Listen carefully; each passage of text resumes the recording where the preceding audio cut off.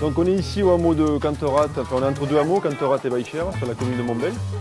Donc moi je suis officiellement installé à Camon, c'est la maison de mon enfance, tout ça c'est à Camon, qui est à vol d'oiseau à 2-3 km, par le chemin c'est un peu plus long. J'ai un petit peu de terre familiale à Camon, 7-8 hectares, le reste c'est tout ici, c'est un plateau assez sec là. Voilà, je suis installé taisez-vous, depuis 1999. Je suis hors cadre familial comme on dit, c'est-à-dire que mes parents, je suis petit-fils d'agriculteur, mais mes parents n'étaient pas agriculteurs. Je suis installé sur au départ 35 hectares, donc c'était tout petit, pour 30 vaches. Aujourd'hui j'en ai une cinquantaine et j'ai un petit peu de céréales et de luzerne en bord de rivière, en bord de l'Hers à Camon. Donc voilà. Donc je suis autonome pour mes animaux, je n'achète rien, à part de la paille pour la litière. Je suis en agriculture biologique depuis 2001. Voilà, ouais. C'était un choix à peu près naturel pour moi. Enfin, voilà, j'avais pas envie de toucher de produits qui me font peur, tout ça, donc ça me plaisait pas trop. La race gasconne s'est imposée aussi de fait, quoi. Enfin, ça me paraissait assez évident. C'est une race rustique, locale, adaptée, voilà. Donc au niveau des produits sur l'exploitation, je vends de la viande de bœuf, donc c'est du vrai bœuf, donc c'est pas de la vache à viande. C'est du mâle castré, à 1 an, et que j'engraisse vers 3 ans et demi, 4 ans par là, jusqu'à 4 ans et demi, 5 ans pour les derniers. Que je fais découper et que je commercialise sous vide en colis de 10 kg. Voilà. Donc depuis 2001, j'estive sur les montagnes d'Aston, sur le GP de Kiel, qui est une des plus belles et meilleures montagnes d'Ariège, si ce n'est son accès. L'accès était très difficile. On part pour 7-8 heures de marche avant d'accéder à notre estive et on ne peut pas les récupérer des veaux comme ils font certains au mois d'août pour les vendre plus tôt. Donc moi les veaux ils descendent au 10-15 octobre par là. Et on monte assez tard puisque là on n'est pas encore monté, on monte à partir du 15 juin. Cette montée en estive, pour moi ça a plein d'avantages. C'est une ressource fourragère qui est pas chère, qui est très bonne. On descend des vaches et des veaux qui sont vraiment extra. Et l'autre avantage c'est aussi quelque part perpétuer une tradition. Un côté convivial et sympa, on se retrouve à plusieurs éleveurs, monter nos bêtes là-haut, quoi.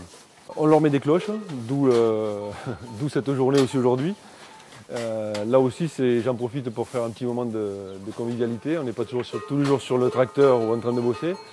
Donc c'est du boulot de mettre des cloches, mais c'est aussi un moment sympa. On va manger un morceau après. On se réunit avec des copains paysans.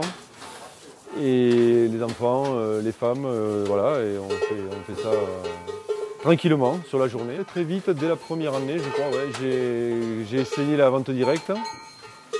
Pour la petite histoire, quand je me suis installé, c'était la deuxième crise, on appelait ça comme ça, la deuxième crise de la vache folle, ce qui fait que la frontière italienne est bloquée. Donc je me suis retrouvé avec tous mes veaux, donc j'ai commencé à en vendre comme ça, en abattant à pamier et découpant localement là. Et voilà, j'ai développé ma clientèle comme ça. Et donc aujourd'hui, je brasse pratiquement toutes mes bêtes en circuit court.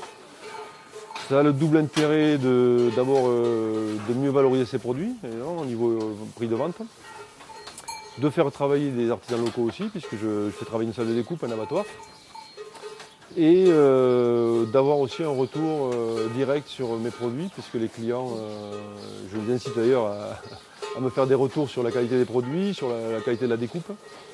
Et ça c'est pas mal, c'est vraiment un rapport comment dire, assez serein qu'on peut avoir avec les gens parce que voilà, ils voient comment on travaille, on leur propose un produit avec un prix, c'est moi qui fais mon prix. S'ils l'acceptent, on peut discuter après de la qualité du produit, quoi. Et quand c'est avec Marc Arvalido et toute son équipe, là, il y a eu cette réflexion sur le pays des Pyrénées, Qatar et les circuits courts et comment valoriser, comment mettre en avant les produits. Pareil, là aussi, un peu naturellement, je me suis retrouvé partie prenante de cette affaire-là, avec d'autres bien sûr, je n'étais pas tout seul.